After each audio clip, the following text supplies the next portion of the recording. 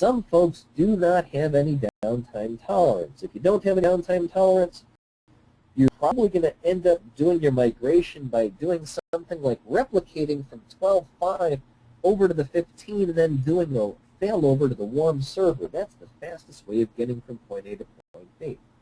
If you don't have the hardware, don't have rep server, only have one environment, you might just be doing an in-place upgrade.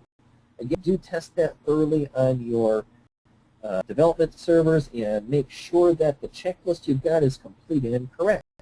You may also be doing something along the lines of a dump and load migration. We're creating a new server, we're dumping from 12.5 and loading to the others. And these are all decisions that you make based upon your downtime tolerance, the hardware availability, your software availability, and whether you can get from point A to point B without any issues. The upgrade in place is the second fastest approach, which is to say we just upgrade the server, we don't do any dump and loads. The biggest reason that this is the fastest after the replication is that dumping and loading takes a lot more time than doing the software upgrade. So particularly if you have large environments. How long does it take to dump and load a 2 terabyte database? Well, it depends on your hardware, but it's not going to be a 5 or 10 minute operation.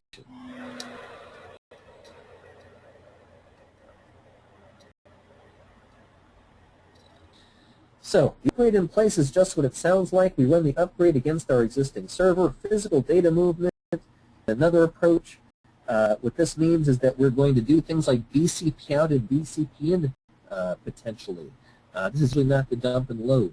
And where you're going with one approach versus the other may have to do with whether you're going, for example, from a big Unix system to a Windows system, and will one environment tolerate the other, and will the data come over cleanly. Dump and load is one of the more easy approaches because this allows you to create the new server ahead of time. You can build it whenever you want, test on it, load the databases, test the scripts that you're going to use to do things like migrate the logins and the users and synchronize the users. Hope you didn't forget that one in your checklist. If you're moving from one server to another, you need to worry about making sure that the syslogins table and the sysusers tables match up. And also, don't forget that you need to make sure that the sys roles tables in your database match the syslogin roles tables out there in the master. Very important thing to remember. So the dump and load is that snapshot method. We dump from the 12.5, load to the 15. Some restrictions, but the restrictions are not as heavy or as debilitating as you might think. We can also use a quiesce mount from some operating systems to others. I haven't done this one myself. Result, I can't report on it. However, if you have subsystems that support this, you may be able to move these very rapidly and then have the 15 server at mount time pick these up a lot faster. This sounds good to me.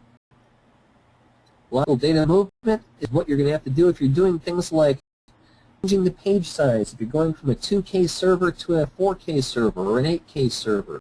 And a lot of folks are doing this. You're going to be doing a lot of CPs. You're shrinking the database devices. This does happen, or combine, or rearrange, or move. Creating very large databases, you might go this route because it may be faster to BCP out and BCP in than to do the dump and load and upgrade. I haven't personally experienced that one, but I have heard that one anecdotally. All changing platforms where the dump and load isn't supported, we've talked about that, I think. Replication server. If you have a very low downtime tolerance, rep server really is the answer that you've got. You've got the ability to replicate the data. It says date, but it's data from the 12.5 system to the 15 terabyte system. Rep server 15 has a lot of cool features available to it, and this is one of them. You can go from 12.5 to 15. This may facilitate some of your testing, and it certainly gives you the ability to do a quick failover. And in fact, something goes wrong, you can also do a quick fail back. If you have rep server available, this is a fair option. Also, if you're going to a different physical server, this is an option. A lot of these decisions have to do with, are you running on the same server? Are you migrating to a different server?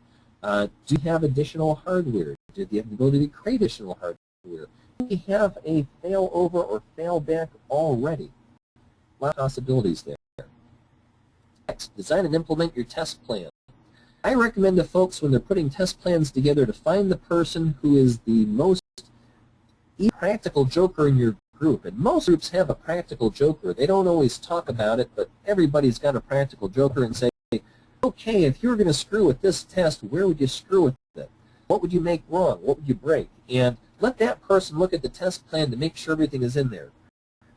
A lot of test groups do not have the practical jokers, and they don't always have the folks who are able to look at every individual piece and make sure they're all going to fit together right.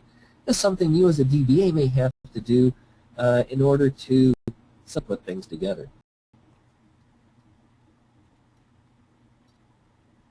If you don't have one, create a performance baseline. This one becomes critical because your performance is very likely to change when you go from your environment to 15. This is going to have a variety of potential reasons for it. You may be changing environments. You may be changing operating systems. You may be changing hardware. You may be changing versions of operating system. But most important, you're changing versions of Sybase. Changing the versions of Sybase, you want to make sure that if you're moving from one environment to the other, you are performing at least as well on the new environment. If you have a problem, the things that will happen is that you migrate and the users say, things feel slower. It's not fun when the users start talking about things that feel slow. You need to quantify things. If you can't quantify it, you can't correct it. If you have an actual performance baseline, you know what the source is and what the target is. How am I going to create a performance baseline? Well, that's probably a good solid 4-hour lecture all by itself. Generally, I like using tools for that. Tools will tell you whether your average response time is below a second, above a second, and you have specific processes that are running faster or slower than others.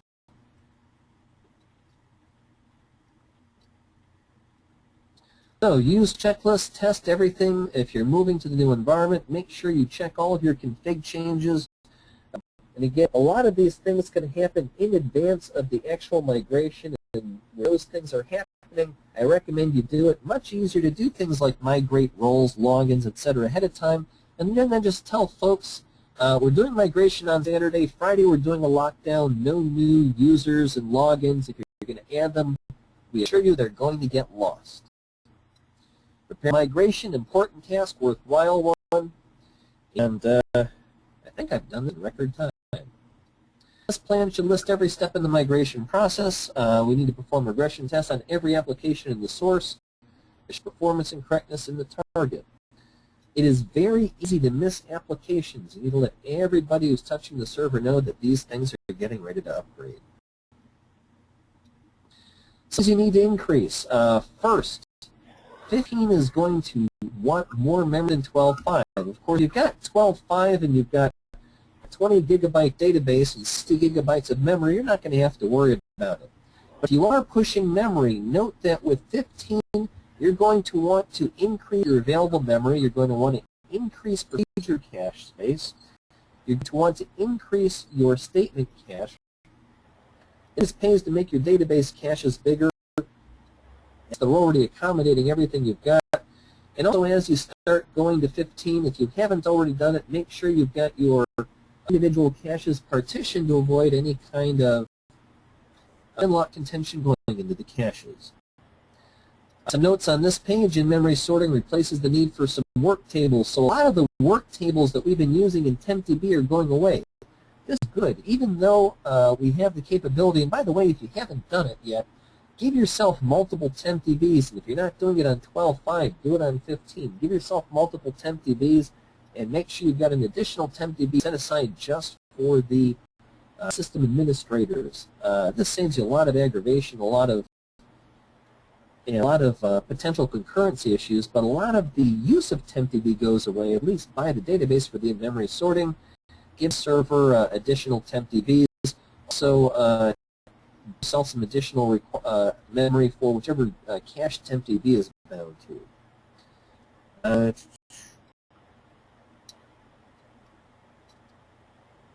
Some post-upgrade tasks. Monitor everything very closely. Monitor the query processing, monitor the CPUs, monitor the network, monitor the I/O. remember the optimizer itself has changed, and unless you've got a mechanism to test your actual current production load,